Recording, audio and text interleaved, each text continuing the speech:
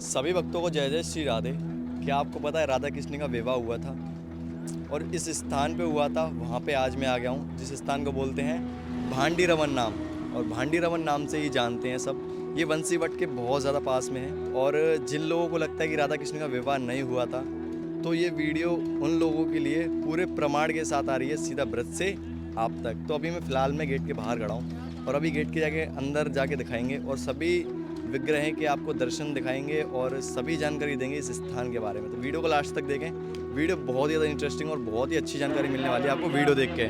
तो चलिए गेट के अंदर चलते हैं पहले। तो इस प्यारी सी वीडियो में आगे बढ़ने से पहले मैं आपको बता दूं, यहाँ की जो सेवायत है उन्होंने हमारी वीडियो बनाने में इतने अच्छे तरीके से हेल्प की और बहुत ही अच्छे स्वभाव के हैं यहाँ के सेवायत। तो अगर आपको कोई भी घर बैठे बिना कोई कष्ट के, अगर आप आ नहीं पा रहे हैं कोई भी कारणवश, तो आप घर बैठे कोई भी सेवा करवाना चाहते हैं श्री राधा श्री कृष्ण के चरणों में, यहाँ घर बैठे सेवा पहुँचा सकते हैं इस नीचे दिए हुए नंबर के ज़रिए।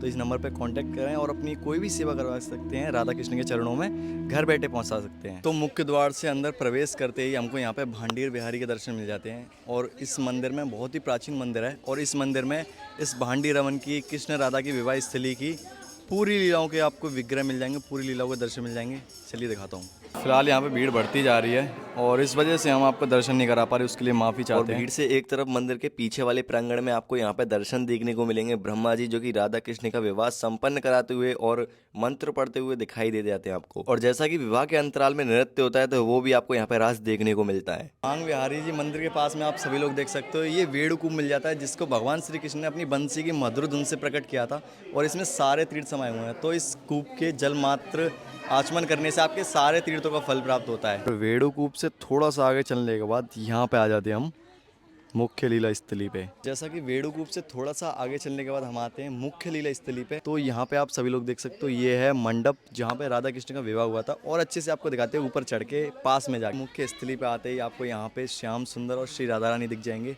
और ब्रह्मा जी यहाँ पे इनका विवाह संपन्न कराते हुए आपको दिख जाएंगे, जो कि श्याम सुंदर श्री राधा रानी की मांग में सिंदूर भर रहे हैं और मोर पंख से भर रहे हैं, क्योंकि उनको मोर पंख बहुत ही ज़्यादा प्रिय था। तो इस वजह से आपको यहाँ पे श्याम सुंदर राधा रानी जी की मांग में मोर पंख से सिंदूर भरते हुए दिख जाएंगे। और अभी आपको आगे दिखाते हैं और पूरी तरीके से आप व्लॉग कह सकते हैं, वीडियो कह सकते हैं, देखें और पूरी जानकारी प्राप्त करें इस वीडियो के माध्यम से। आइए आपको यहाँ पे दिखाते हैं कि विवाह का एक और रूप, जहाँ पे श्री राधा रानी और श्याम सुंदर एक दूसरे को मंगलाहार या कह सकते हैं वरमाला पहनाते हुए और ब्रह्मा जी उनका जो है विवाह संपूर्ण कराते हुए, और यहाँ की सबसे मुख्य लीला आपको बोल सकते हैं दिखाने जा रहे हैं अभी हम। तो चलिए चलते हैं। तो अभी हमारे साथ हैं यहाँ की सेवायत और हमारी दीदी, जो कि बहुत अच्छे से यहाँ की लीला को आपको एक्सप्लेन करेंगी, समझाएंगी। तो चलिए थोड़ा इस लीला के बारे में दीदी से बात करते हैं। राधे राधे। ये जो बट वृक्ष है ना, इस बट वृक्ष का वर्णन आज भी श्रीमद् भागवत में और हरिवंश पुराण में ऐसा आता है कि ये बट वृक्ष भगवान के समय में इतना विशाल था, इसकी शाखाओं पर चढ़कर भगवान जी यमुना जी को आर पार किया करते थे। इसकी शाखाएं वृंदावन तक जाया करती थी। ये बट वृक्ष ही पुल का कार्य करता था, इतना विशाल था। इस बट वृक्ष को और अग्नि को ही साक्षी मानकर ब्रह्मा जी ने राधा रानी की और भगवान की शादी करवाई थी, क्योंकि भगवान के समय में मूर्ति पूजा तो थी नहीं, मूर्ति पूजा तो बाद में मीरा जी ने स्थापित करी थी। तो ये जो बट वृक्ष आप देख रहे हैं, इसमें ये मंडप बना हुआ है। जैसे शादी में हमारे यहाँ 4 खम्भे का मंडप बनाया जाता है, ये आप देख सकते हैं।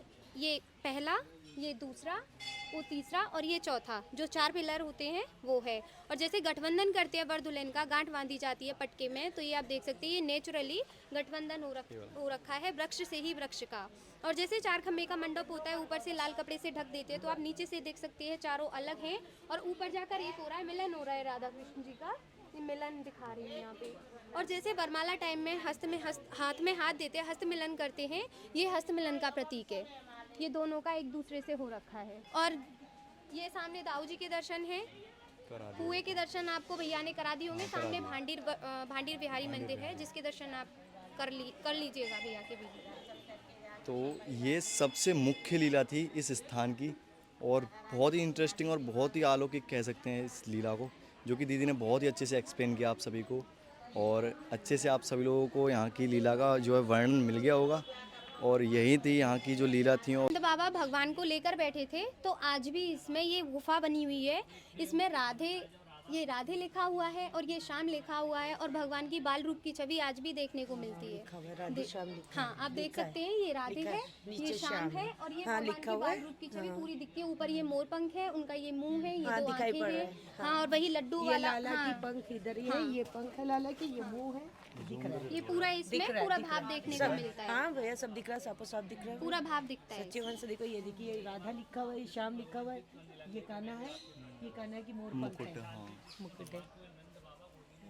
तो इस पेड़ में भी मतलब जो कृष्ण जी हैं साफ साफ दिखाई दे रहे हैं, और जो राधा और कृष्ण नाम है वो भी दिख रहा है। राधे और श्याम। तो मतलब पूरे प्रूफ के साथ मतलब ये कि उन्हीं का स्वरूप है, श्याम सुंदर और श्री राधा रानी का। आप अभी जो मेरे पीछे देख रहे हैं, आपको यहाँ पे दिख जाता है एक मंडप, जो कि यहाँ के सेवायतों ने ही निर्माण करवाया है इस मंडप का, क्योंकि राधा कृष्ण की विवाह स्थली है यहाँ पे। तो बहुत सारे भक्तों की इच्छा थी कि हम भी इसी स्थली से अपने विवाह करके, या बोल सकते हैं ज़िंदगी की एक नई शुरुआत करें, और यहीं पे उनके लिए बोल सकते हैं श्रद्धा भाव में एक मंडप तैयार किया गया है, जहाँ पर कोई भी भक्त आ सकता है, शादी करते हैं, करवाते हैं अपने भक्ति में, और यहाँ से एक भाव लेकर जाते हैं, एक नई शादी करके जाते हैं, और बोल सकते हैं एक नई ज़िंदगी की शुरुआत, जो कि बहुत ही प्राचीन, बहुत ही महान लीला स्थली से शुरू करते हैं।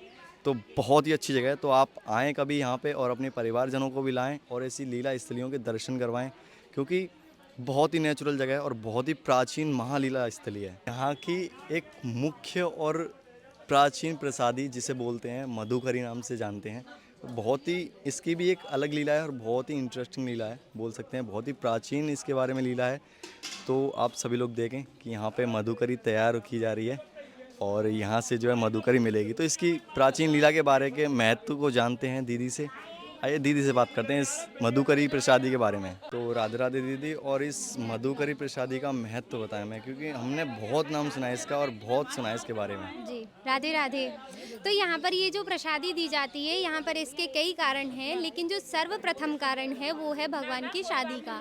जब आप कहीं शादी में जाते हो तो बिना अन्न प्रसादी के नहीं आते, और यहाँ तो स्वयं श्री जी की शादी हुई है, तो यहाँ पर बिना प्रसादी के कैसे जा सकते हो। यहाँ पे पूछा सबको जाता है, बाकी लेना और ना लेना वो भक्तों की इच्छा के ऊपर होता है।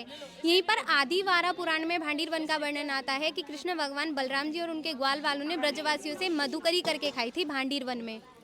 भांडीर वन में मधुकरी करके खाई थी, जो कि साधु महात्मा लोग भिक्षा करके खाते हैं। कहते हैं ना कि जब ब्रज में आया, ब्रज में आकर ब्रजवासियों की टूक मांग कर नहीं खाए तो ब्रज में आना ही व्यर्थ है। दूसरा, यहाँ पर भगवान ने जब कुआं खोदा था, कुआं खोदने के बाद ग्वाल वालों को भंडारा दिया था, भंडारे से ही इस स्थान का नाम भांडीर वन पड़ा है। यहीं पर दुर्वासा ऋषि जी को ब्रज गोपिकाएं जो 56 प्रकार के व्यंजन खिलाकर गई थी, वो भी इसी स्थान पर खिलाकर गई थी। भगवान नित्य प्रति ग्वाल वालों के साथ जो दोपहर का भोजन लेते थे वो यहीं पर लिया करते थे। और यहाँ पर जब भगवान ने राधा रानी को भांडीर वन का महत्व बताया था कि जो भक्त कुएं के दर्शन करेगा, आचमन करेगा, स्नान करेगा, कुएं की तो परिक्रमा करेगा और ठाकुर जी के दर्शन करेगा, उसको मेरे 14 अवतार के दर्शनों का फल प्राप्त होगा। और जो जानी अनजानी में पाप हो जाते, कीड़े मकोड़े मर जाते, नहीं दिखते, हमारे पैरों से रुंझ जाते, उनसे छुटकारा पालेगा। जो भक्त यहाँ बैठकर कुछ खाएगा, एक रात्रि का निवास करेगा, उसको मेरे गोलोक धाम की प्राप्ति होगी। तो इतना सुनते ही राधा रानी ने भगवान को रोका और बोला, आपने क्या किया? यही तो हमारी नित्य निकुंज मिलने की क्रीड़ा स्थली है। यहाँ तो लोग बुरा सा बुरा कर्म करेंगे और सबसे पहले भांडीर बनाएंगे अपने पाप धोने के लिए। तो भगवान ने राधा रानी को बोला था कि मैं यहाँ हर किसी भक्त को आने ही नहीं दूंगा। जिस भक्त पर विशेष कृपा होगी, जो कम से कम 10 या 20 बार वृंदावन में आ जाएगा, तब उस पर एक बार कृपा करूंगा, वो भक्त भांडीर बना पाएगा। जो भक्त मुझ में भक्ति रखता होगा, मुझे मानता होगा, वो भक्त भांडीर बना पाएगा। जो भक्त मेरी शादी में वृक्ष, तना, पत्ता, कीड़ा मकोड़ा उस समय कुछ न कुछ बनकर मौजूद होगा, वो भक्त यहाँ पर आ पाएगा, वो भी डायरेक्ट नहीं, किसी न किसी के माध्यम से। तो भांडीर वन आने के लिए माध्यम बहुत ज़रूरी है। यहाँ कोई डायरेक्ट नहीं आ सकता। आप इसका अंदाज़ा लगा सकते हो कि आज भी वृंदावन में लाखों की भीड़ रहती है, उसके मापिक यहाँ 5% लोग भी नहीं आ पाते। जिन पर राधा रानी कृपा करती हैं, जिनको श्री जी बुलाना चाहती हैं, सिर्फ वही भक्त यहाँ पर आ पाते हैं। हमारे मेन प्राचीन जो 84 कोस के मेन 12 वन हैं, उनमें से एक वन है भांडीर वन। 84 कोस की जितनी भी यात्राएं आती हैं, अगर वो भांडीर वन होकर ना जाए तो उनकी यात्रा मान्य नहीं होती है। इसलिए यहाँ पर सारे भक्तों को ये मधुकरी प्रसादी टुकड़ों में दी जाती है। जिसको लेना होता है लेते, नहीं लेना होता है तो अपना कुछ लाए हो बैठकर पालो। ये बैठकर पाने का विशेष महत्व है, इसीलिए इस स्थान का नाम भांडीर वन पड़ा है। राधे राधे। राधे राधे। तो ये है मधुकरी प्रसादी का महत्व, जो कि मुख्य प्रसादी है और बहुत ही महान प्रसादी है इसीलिए। तो ऐसी प्रसादी का जो महत्व है हर प्रसादी का नहीं होता है, लेकिन यहाँ की प्रसादी का बहुत प्राचीन और बहुत महान महत्व है। तो दीदी ने बहुत अच्छे से एक्सप्लेन किया और फिलहाल हम प्रसादी पाते हैं और वीडियो को करते हैं यहीं पे ख़त्म। और आशा करता हूँ आप सभी लोगों को वीडियो बहुत अच्छा लगा, तो वीडियो को ज़्यादा से ज़्यादा लोगों तक शेयर करें, क्योंकि ऐसी जानकारी सभी लोगों तक पहुँचाएं और सभी लोगों को दर्शन कराएं भांडी रवन के। और यहाँ पे आने का अवसर प्राप्त हुआ आपको श्री जी की कृपा से, और अपने परिवारजनों के साथ कब आ रहे हैं आप कमेंट करके ज़रूर बताएं। सभी को भांडी रवन से जय जय श्री राधे। और ये है वो महान प्रसादी मधुकरी जो कि हमें सौभाग्य से प्राप्त हुई, जहाँ पे एक टूक दिया जाता है जो कि हमें पूरी रोटी प्रसादी में प्राप्त हुई है और यहाँ पे जो है बनाई जा रही है भांडी रवन में। तो आप भी मानसिक रूप से पाएं इसे और आनंद लें। और ये महान प्रसादी हमें सौभाग्य से घर के लिए भी ले जाने के लिए भी प्राप्त हुई। तो बहुत बहुत धन्यवाद दीदी का।